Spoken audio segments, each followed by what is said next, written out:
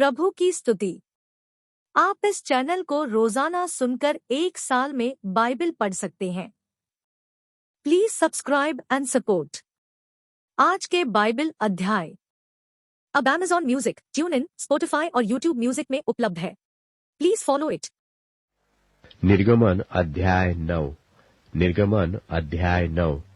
फिर यहोवा ने मूसा से कहा, फिरौन के पास जाकर कह कि इब्रियों का परमेश्वर यहोवा तुझसे इस प्रकार कहता है कि मेरी प्रजा के लोगों को जाने दे कि मेरी उपासना करे, और यदि तू उन्हें जाने न दे और अब भी पकड़ रहे तो सुन, तेरे जो घोड़े, गधे, ऊंट, गाय बैल, भेड़ बकरियां आदि पशु मैदान में हैं, उन पर यहोवा का हाथ ऐसा पड़ेगा कि बहुत भारी मरी होगी। और यहोवा इस्राएलियों के पशुओं में और मिस्रियों के पशुओं में ऐसा अंतर करेगा कि जो इस्राएलियों के हैं उनमें से कोई भी न मरेगा।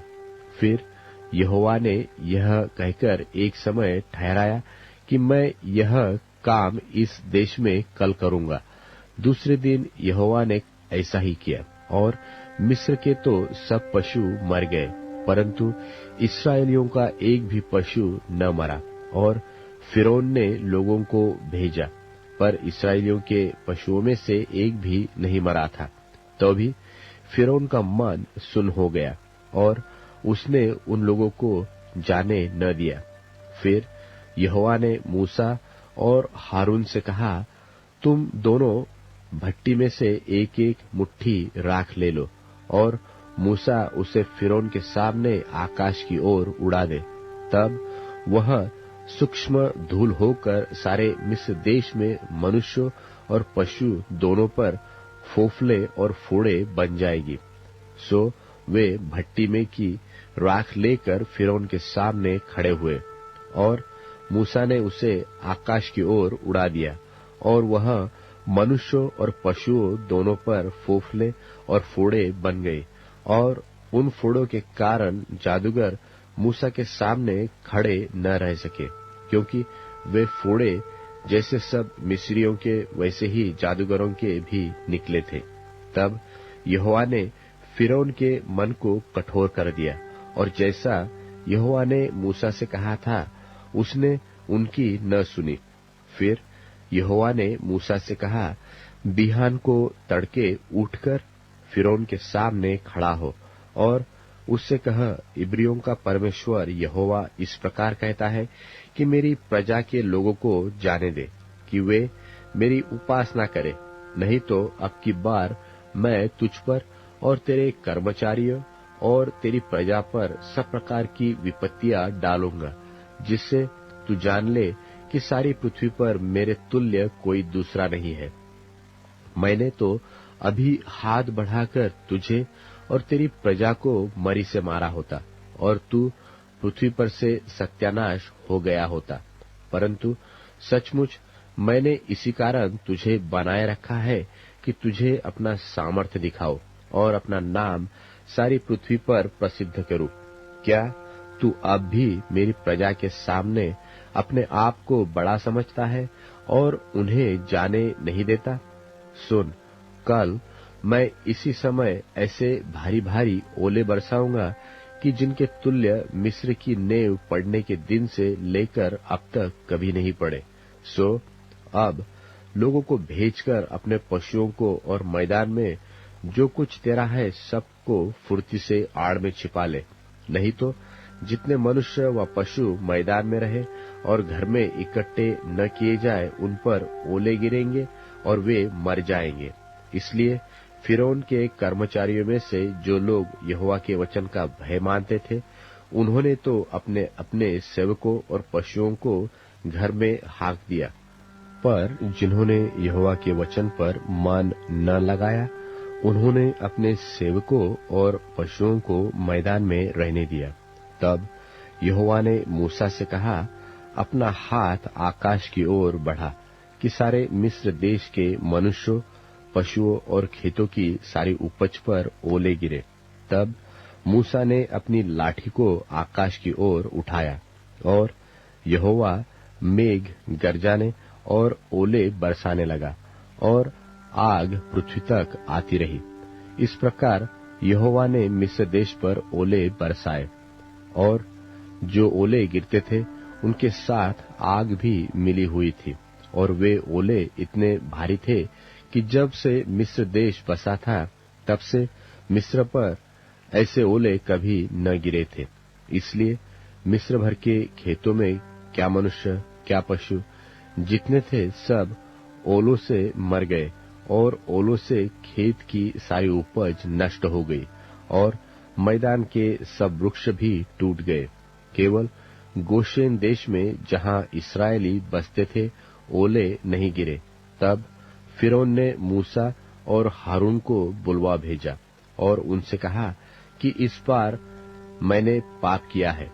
यहोवा धर्मी है और मैं और मेरी प्रजा अधर्मी है। मेघों का गरजना और ओलों का बरसना तो बहुत हो गया। अब भविष्य में यहोवा से विनती करो, तब मैं तुम लोगों को जाने दूंगा और तुम न रोके जाओगे।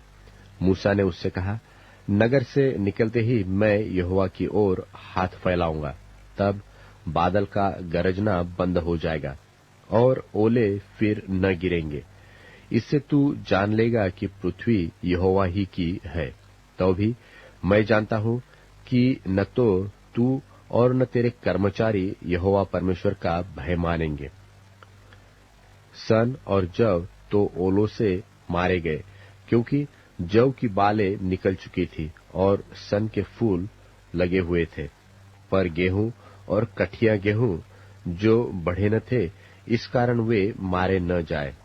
जब मूसा ने फिरौन के पास से नगर के बाहर निकलकर यहोवा की ओर हाथ फैलाए, तब बादल का गरजना और ओलों का बरसना बंद हुआ, और फिर बहुत मेह भूमि पर न पड़ी। यह देखकर कि मेह और ओलों और बादल का गरजना बंद हो गया, फिरौन ने अपने कर्मचारियों समेत फिर अपने मन को कठोर करके पाप किया, और फिरौन का मन हठीला हो गया, और उसने इस्राएलियों को जाने न दिया, जैसा कि यहोवा ने मूसा के द्वारा कहलवाया था।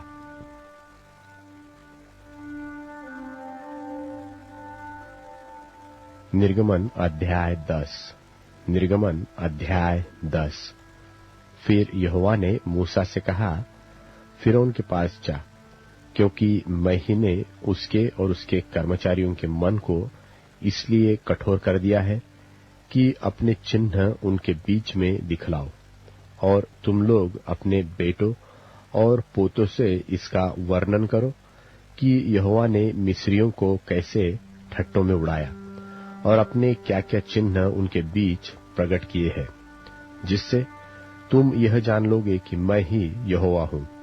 तब मूसा और हारून ने फिरौन के पास जाकर कहा कि इब्रियों का परमेश्वर यहोवा तुझसे इस प्रकार कहता है कि तू कब तक मेरे सामने दिन होने से संकोच करता रहेगा।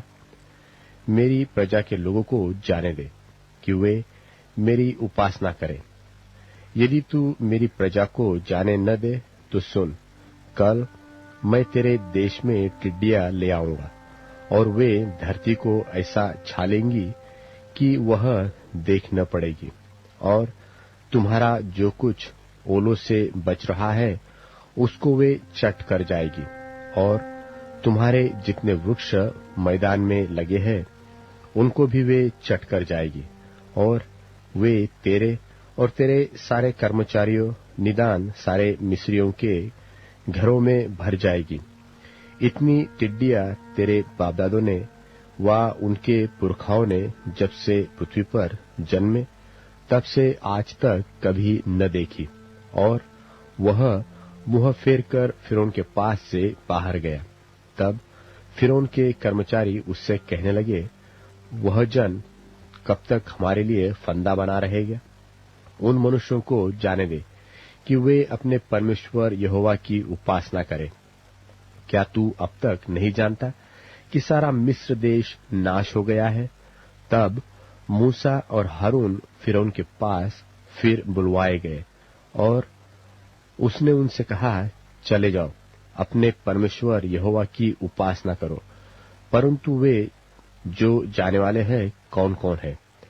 मूसा ने कहा, हम तो बेटों बेटियों, भेड़ बकरियों, गाय बैलों समेत वरन बच्चों से बूढ़ों तक सब के सब जाएंगे, क्योंकि हमें यहोवा के लिए पर्व करना है। उसने इस प्रकार उनसे कहा, यहोवा तुम्हारे संग रहे, जबकि मैं तुम्हें बच्चों समेत जाने देता हूं। देखो, तुम्हारे आगे को बुराई है। नहीं, ऐसा नहीं होने पाएगा। तुम पुरुष ही जाकर यहोवा की उपासना करो। तुम यही तो चाहते थे। और वे फिरौन के सन्मुख से निकाल दिए गए। तब यहोवा ने मूसा से कहा, मिस्र देश के ऊपर अपना हाथ बढ़ा कि टिड्डियां मिस्र देश पर चढ़ के भूमि का जितना अन्न आदि ओलों से बचा है सबको चट कर जाए। और मूसा ने अपनी लाठी को मिस्र देश के ऊपर बढ़ाया। तब यहोवा ने दिन भर और रात भर देश पर पुरवाई बहाई, और जब भोर हुआ तब उस पुरवाई में टिड्डियां आई, और टिड्डियों ने चढ़ के मिस्र देश के सारे स्थानों में बसेरा किया। उनका दल बहुत भारी था, वरन न तो उनसे पहले ऐसी टिड्डियां आई थी और न उनके पीछे ऐसी फिर आएगी। वे तो सारी धरती पर छा गई, यहाँ तक कि देश अंधेरा हो गया, और उसका सारा अन्न आदि और वृक्षों के सब फल, निदान जो कुछ ओलों से बचा था, सबको उन्होंने चट कर दिया। यहाँ तक कि मिस्र देश भर में न तो किसी वृक्ष पर कुछ हरियाली रह गई और न खेत में अनाज रह गया। तब फिरौन ने फुर्ती से मूसा और हारून को बुलवा के कहा, मैंने तो तुम्हारे परमेश्वर यहोवा का और तुम्हारा भी अपराध किया है, इसलिए अब की बार मेरा अपराध क्षमा करो और अपने परमेश्वर यहोवा से विनती करो कि वह केवल मेरे ऊपर से इस मृत्यु को दूर करे। तब मूसा ने फिरौन के पास से निकलकर यहोवा से विनती की। तब यहोवा ने बहुत प्रचंड पछुआ बहाकर टिड्डियों को उड़ाकर लाल समुद्र में डाल दिया, और मिस्र के किसी स्थान में एक भी टिड्डी न रह गई। तो भी यहोवा ने फिरौन के मन को कठोर कर दिया, जिससे उसने इस्राएलियों को जाने न दिया। फिर यहोवा ने मूसा से कहा, अपना हाथ आकाश की ओर बढ़ा कि मिस्र देश के ऊपर अंधकार छा जाए, ऐसा अंधकार कि टटोला जा सके। तब मूसा ने अपना हाथ आकाश की ओर बढ़ाया, और सारे मिस्र देश में 3 दिन तक घोर अंधकार छाया। 3 दिन तक न तो किसी ने किसी को देखा और न कोई अपने स्थान से उठा, परंतु सारे इस्राएलियों के घरों में उजियाला रहा। तब फिरौन ने मूसा को बुलवाकर कहा, तुम लोग जाओ, यहोवा की उपासना करो, अपने बालकों को भी संग ले जाओ, केवल अपनी भेड़ बकरी और गाय बैलों को छोड़ जाओ। मूसा ने कहा, तुमको हमारे साथ मेलबलि और होमबलि के पशु भी देने पड़ेंगे, जिन्हें हम अपने परमेश्वर यहोवा के लिए चढ़ाए। इसलिए हमारे पशु भी हमारे संग जाएंगे, उनका एक खुर तक न रह जाएगा, क्योंकि उन्हीं में से हमको अपने परमेश्वर यहोवा की उपासना का सामान लेना होगा, और हम जब तक वहां न पहुंचे तब तक नहीं जानते कि क्या क्या लेकर यहोवा की उपासना करनी होगी। पर यहोवा ने फिरौन का मन हठीला कर दिया, जिससे उसने उन्हें फिर जाने न दिया। तब फिरौन ने उससे कहा, मेरे सामने से चला जा और सचेत रह, मुझे अपना मुख फिर न दिखाना, क्योंकि जिस दिन तू मुझे मुख दिखलाए उसी दिन तू मारा जाएगा। मूसा ने कहा कि तूने ठीक कहा है, मैं तेरे मुंह को फिर कभी न देखूंगा। लूका रचित सुसमाचार 9वां अध्याय। फिर उसने 12 को बुलाकर उन्हें सब दुष्ट आत्माओं और बीमारियों को दूर करने की सामर्थ और अधिकार दिया, और उन्हें परमेश्वर के राज्य का प्रचार करने और बीमारों को अच्छा करने के लिए भेजा। और उसने उनसे कहा, मार्ग के लिए कुछ न लेना, न तो लाठी, न झोली, न रोटी, न रुपये, और न 2-2 कुर्ते। और जिस किसी घर में तुम उतरो, वहीं रहो और वहीं से विदा हो। जो कोई तुम्हें ग्रहण न करेगा, उस नगर से निकलते हुए अपने पांवों की धूल झाड़ डालो कि उन पर गवाही हो। सुबह निकलकर गांव-गांव सुसमाचार सुनाते और हर कहीं लोगों को चंगा करते हुए फिरते रहे। और देश की चौथाई का राजा हेरोदेस यह सब सुनकर घबरा गया, क्योंकि कितनों ने कहा कि यूहन्ना मरे हुओं में से जी उठा है, और कितनों ने यह कि एलिय्याह दिखाई दिया है, और औरों ने यह कि पुराने भविष्यद्वक्ताओं में से कोई जी उठा है। परंतु हेरोदेस ने कहा, यूहन्ना का तो मैंने सिर कटवाया, अब यह कौन है जिसके विषय में ऐसी बातें सुनता हूं? और उसने उसे देखने की इच्छा की। फिर प्रेरितों ने लौटकर जो कुछ उन्होंने किया था उसको बता दिया, और वह उन्हें अलग करके बैतसैदा नाम एक नगर को ले गया। यह जानकर भीड़ उसके पीछे हो ली, और वह आनंद के साथ उनसे मिला और उनसे परमेश्वर के राज्य की बातें करने लगा, और जो चंगे होना चाहते थे उन्हें चंगा किया। जब दिन ढलने लगा तो 12 ने आकर उससे कहा, भीड़ को विदा कर कि चारों ओर के गांवों और बस्तियों में जाकर टिकें और भोजन का उपाय करें, क्योंकि हम यहाँ सुनसान जगह में हैं। उसने उनसे कहा, तुम ही उन्हें खाने को दो। उन्होंने कहा, हमारे पास 5 रोटियां और 2 मछली को छोड़ और कुछ नहीं, परंतु हाँ, यदि हम जाकर इन सब लोगों के लिए भोजन मोल लें तो हो सकता है। वे लोग तो 5,000 पुरुषों के लगभग थे। तब उसने अपने चेलों से कहा, उन्हें 50-50 करके पांति-पांति बैठा दो। उन्होंने ऐसा ही किया और सबको बैठा दिया। तब उसने वे 5 रोटियां और 2 मछली लीं और स्वर्ग की ओर देखकर धन्यवाद किया और तोड़-तोड़ कर चेलों को देता गया कि लोगों को परोसें। सो सब खाकर तृप्त हुए और बचे हुए टुकड़ों से 12 टोकरी भर कर उठाई। जब वह एकांत में प्रार्थना कर रहा था और चेले उसके साथ थे, तो उसने उनसे पूछा कि लोग मुझे क्या कहते हैं? उन्होंने उत्तर दिया, यूहन्ना बपतिस्मा देने वाला, और कोई एलिय्याह, और कोई यह कि पुराने भविष्यद्वक्ताओं में से कोई जी उठा है। उसने उनसे पूछा, परंतु तुम मुझे क्या कहते हो? पतरस ने उत्तर दिया, परमेश्वर का मसीह। तब उसने उन्हें चिताकर कहा कि यह किसी से न कहना।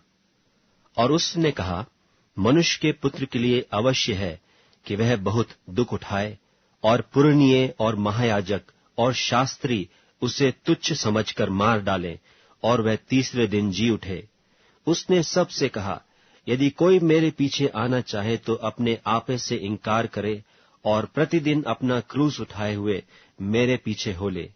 क्योंकि जो कोई अपना प्राण बचाना चाहेगा वह उसे खोएगा, परंतु जो कोई मेरे लिए अपना प्राण खोएगा वही उसे बचाएगा।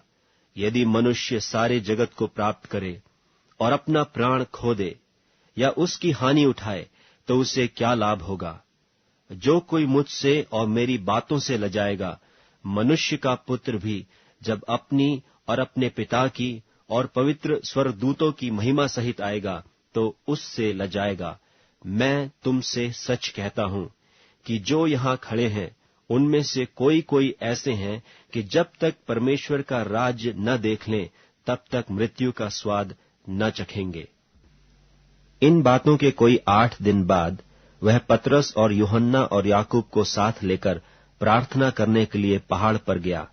जब वह प्रार्थना कर ही रहा था तो उसके चेहरे का रूप बदल गया और उसका वस्त्र श्वेत होकर चमकने लगा।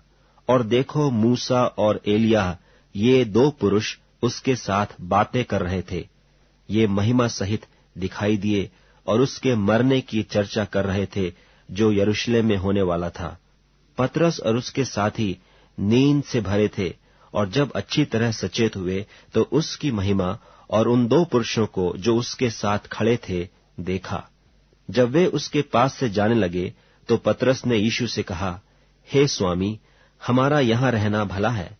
सो हम 3 मंडप बनाएं, एक तेरे लिए, एक मूसा के लिए और एक एलिय्याह के लिए। वह जानता न था कि क्या कह रहा है। वह यह कह ही रहा था कि एक बादल ने आकर उन्हें छा लिया, और जब वे उस बादल से घिरने लगे तो डर गए। और उस बादल में से यह शब्द निकला कि यह मेरा पुत्र और मेरा चुना हुआ है, इसकी सुनो। यह शब्द होते ही यीशु अकेला पाया गया और वे चुप रहे, और जो कुछ देखा था उसकी कोई बात उन दिनों में किसी से न कही। और दूसरे दिन जब वे पहाड़ से उतरे तो एक बड़ी भीड़ उससे आ मिली, और देखो, भीड़ में से एक मनुष्य ने चिल्लाकर कहा, हे गुरु, मैं तुझसे विनती करता हूं कि मेरे पुत्र पर कृपा दृष्टि कर, क्योंकि वह मेरा इकलौता है। और देख, एक दुष्ट आत्मा उसे पकड़ता है, और वह एकाएक चिल्ला उठता है, और वह उसे ऐसा मरोड़ता है कि वह मुंह में फेन भर लाता है, और उसे कुचल कर कठिनाई से छोड़ता है। और मैंने तेरे चेलों से विनती की कि उसे निकालें, परंतु वे न निकाल सके। यीशु ने उत्तर दिया, हे अविश्वासी और हठीले लोगों, मैं कब तक तुम्हारे साथ रहूंगा और तुम्हारी सहूंगा? अपने पुत्र को यहां ले आ। वह आ ही रहा था कि दुष्टात्मा ने उसे पटक कर मरोड़ा, परंतु यीशु ने अशुद्ध आत्मा को डांटा और लड़के को अच्छा करके उसके पिता को सौंप दिया। तब सब लोग परमेश्वर के महासामर्थ्य से चकित हुए। परंतु जब सब लोग उन सब कामों से जो वह करता था अचंभा कर रहे थे, तो उसने अपने चेलों से कहा, ये बातें तुम्हारे कानों में पड़ी रहें, क्योंकि मनुष्य का पुत्र मनुष्यों के हाथ में पकड़वाया जाने को है। परंतु वे इस बात को न समझते थे, और यह उनसे छिपी रही कि वे उससे जानने न पाएं, और वे इस बात के विषय में उससे पूछने से डरते थे। फिर उनमें यह विवाद होने लगा कि हम में से बड़ा कौन है।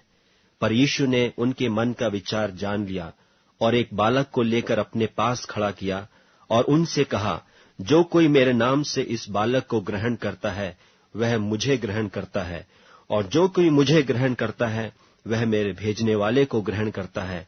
क्योंकि जो तुम में सबसे छोटे से छोटा है, वही बड़ा है।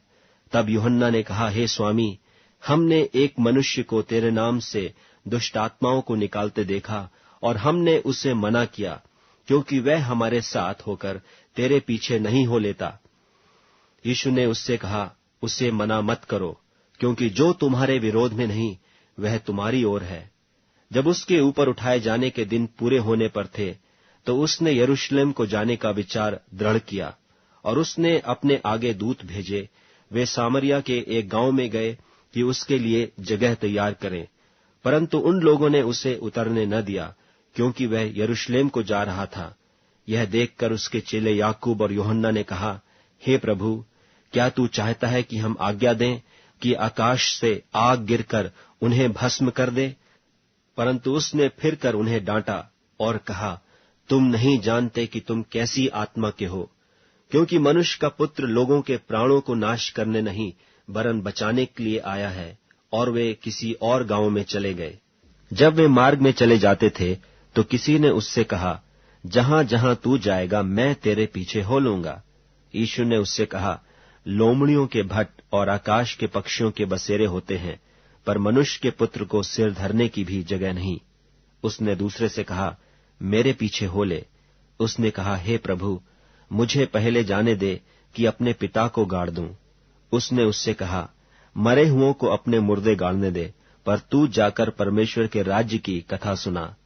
एक और ने भी कहा, हे प्रभु, मैं तेरे पीछे हो लूंगा, पर पहले मुझे जाने दे कि अपने घर के लोगों से विदा हो आऊं।